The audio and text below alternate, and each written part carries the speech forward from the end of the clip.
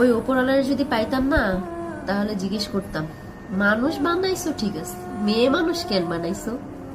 হ্যাঁ, মেয়ে মানুষ বানানোর কি দরকার ছিল? মেয়ে মানুষ আসলেই একটা জিনিস তুমি বানাইছো ওপরওয়ালা, যার সাথে হাজারটা অন্যায় করা যায়, যারে ফুটবলের মতো লাথানো যায়, কোনো কিছু বলার কিছু নেই। মানুষ তো এমনও বলে যে মেয়ে মানুষ জন্ম নিলে নাকি মাটি কাইপা ওঠে, যে মেয়ে মানুষ জন্ম নিচ্ছে মাটিতেও নাকি ভয় পায়। হায় রে, পরিচয় আছে তো, কারোর মেয়ে, কারোর বউ, ওই ছেলে মেয়ের মা, এর থেকে বড় পরিচয় আর কি চাও? এতটুকুই তো যথেষ্ট।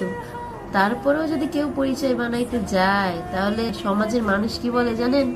ওই মেয়ে মানুষের সাথে মিশো না, ওই মেয়ে মানুষ ভালো না, রাত বিরতে বেরোয়, চাকরি করে। মেয়ে মানুষকে চাকরি করা মানায়? নিজের পরিচয় করব, মেয়ে মানুষের পরিচয় তো একটাই, হে হইলো কারো বউ, কারো মা। এর থেকে বড় পরিচয় মেয়ে মানুষের হইতে পারে? বিয়ের পরে বাবার বাড়িতে যাবেন, তারপরেও কি হবে জানেন? শ্বশুর শাশুড়ি জামাইয়ের অনুমতি লাগবে। যদি তারা অনুমতি দেয় তাহলে যাইতে পারবেন, না হলে যাইতে পারবেন না।